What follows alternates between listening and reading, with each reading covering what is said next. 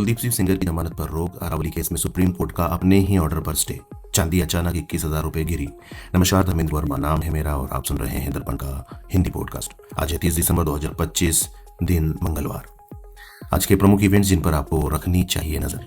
PM Modi वित्त वर्ष 2026-27 के बजट को लेकर अर्थशास्त्रियों से मुलाकात करेंगे। अमित शाह पश्चिम बंगाल के 3 दिवसीय दौरे पर रहेंगे। कल की बड़ी खबर, उन्नाव रेप केस, कुलदीप सेंगर की जमानत पर रोक। सीजीआई बोले जज से भी गलती हो सकती है। उन्नाव रेप केस में रेपिस्ट पूर्व बीजेपी विधायक कुलदीप सिंह सेंगर की जमानत पर सुप्रीम कोर्ट ने रोक लगा दी। सीजीआई ने याचिका खारिज करते हुए कहा, हाईकोर्ट का आदेश जिन जजों ने दिया वे देश के बेहतरीन जजों की गिनती में आते हैं, लेकिन गलती किसी से भी हो सकती है। मामले में अब 4 हफ्ते बाद सुनवाई होगी। सेंगर को दिल्ली हाईकोर्ट ने 23 दिसंबर को जमानत दी थी। पीड़िता फूट कर रोई। सुप्रीम कोर्ट का आदेश सुनते ही पीड़िता फूट फूट कर रोने लगी। एक्टिविस्ट योगिता भयाना और अन्य महिलाओं ने उन्हें संभाला।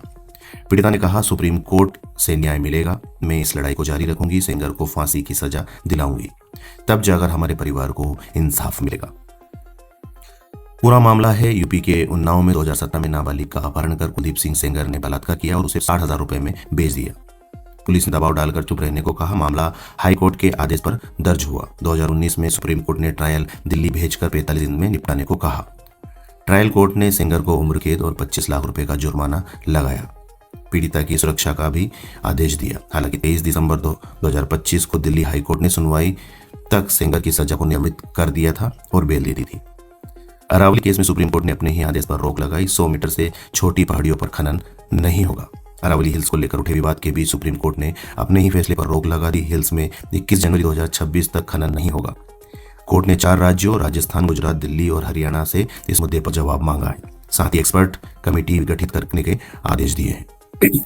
अरावली हिल्स का पूरा विवाद पढ़िए। दिल्ली हाईकोर्ट ने 20 नवंबर 2025 को केंद्रीय पर्यावरण मंत्रालय की समिति की सिफारिश स्वीकार की। इसमें 100 मीटर से छोटी पहाड़ियों को अरावली से बाहर रखा गया। इस फैसले का विरोध शुरू हुआ। प्रदर्शनकारियों ने कहा कि इससे ज्यादातर क्षेत्र संरक्षण से बाहर होगा और खनन बढ़ेगा। खासकर राजस्थान में पर्यावरणीय खतरे भी बढ़ेंगे। बांग्लादेश में हिंदू परिवार के 5 घरों में आग लगाई, दरवाजे बाहर से बंद किए। बांग्लादेश में 5 हिंदू परिवारों के घर में आग लगा दी गई। फिरोजपुर जिले में जब लोग अपने घर में सो रहे थे तो उपद्रवियों ने बाहर से दरवाजा बंद करके आग लगा दी। अंदर फंसे लोग टीन और बांस की बाड़ काटकर बाहर निकले। सभी घरों का सामान और पालतू जानवर जलकर राख हो गए। मामले में 5 आरोपियों को गिरफ्तार किया है। चांदी 21,000 रुपए गिरी, 2,54,000 से गिरकर 2,33,000 रुपए पहुंची। सोना 1,38,000 रुपए पार। चीन ने ताइवान को 5 तरफ से घेरा, सैन्य अभ्यास शुरू। ताइवान की सेना भी अलर्ट पर। चीन ने ताइवान को 5 तरफ से घेरते हुए सैन्य अभ्यास शुरू दिए हैं। चीनी सेना ने ताइवान को उत्तर, उत्तर पूर्व, दक्षिण, दक्षिण पूर्व और पूर्वी तट के पास अलग अलग जोन बनाकर फायर ड्रिल शुरू कर दी है। ताइवान ने भी काउंटर कॉम्बैट एक्सरसाइज शुरू कर दी है और सेनाओं को अलर्ट पर रखा है। कुछ अहम बड़ी खबरें जिन्हें आपको जानना चाहिए। तमिलनाडु में मजदूर पर हथियारों से हमला, सिर पर वार किए, विक्ट्री साइन दिखाया। भाजपा नेता ने वीडियो शेयर करके लिखा, डीएमके सरकार की सच्चाई। आज से बिना आधार 8 से 12 रेल टिकट बुकिंग नहीं। नियम रिजर्व बुकिंग खुलने के पहले दिन पर लागू। 12 जनवरी से सिर्फ रात में बुकिंग। एंजल चकमा हत्याकांड में राहुल गांधी की एंट्री, बोले नफरत रातों रात पैदा नहीं होती, बीजेपी के नेतृत्व में इसे नॉर्मल बनाया। शाह बोले असम जैसे पूरे देश से घुसपैठिए भगाएंगे। स्वतंत्रता सेनानी गोपीनाथ ने असम को भारत में बनाए रखने के लिए नेहरू को मजबूर किया। यूक्रेन ने पुतिन के घर पर हमले की कोशिश, रूस का 91 ड्रोन दागे। जेलेंस्की बोले ये झूठ, हम पर हमला करने का बहाना। राहुल बोले रिटायर्ड सैनिकों को प्राइवेट अस्पतालों में इलाज नहीं मिलता, तय सुविधाएं और रोजगार भी नहीं। कांग्रेस संसद ने पार्लियामेंट स्टैंडिंग कमेटी में मुद्दा उठाया। अमेरिका, इजराइल और यूरोप के साथ जंग की स्थिति में ईरान। राष्ट्रपति बोले हमें घुटनों पर लाना चाहते, लेकिन अब हम पहले से ज्यादा मजबूत। मेक्सिको में ट्रेन पटरी से उतरी, इंजन पलटा, 13 की मौत, 98 घायल, 250 यात्री सवार थे।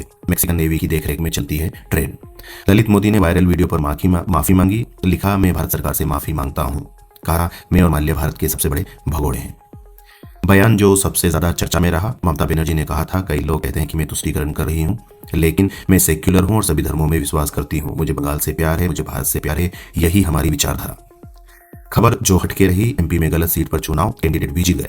मध्य प्रदेश के खरगोन में महेश्वर जनपद पंचायत चुनाव में बड़ी गलती हुई। अधिकारियों ने वार्ड 7 की जगह वार्ड 9 में चुनाव करा दिया और एक उम्मीदवार निर्विरोध चुन लिया गया। गलती सामने आने पर चुनाव रद्द कर दिए गए और कर्मचारियों को सस्पेंड किया गया।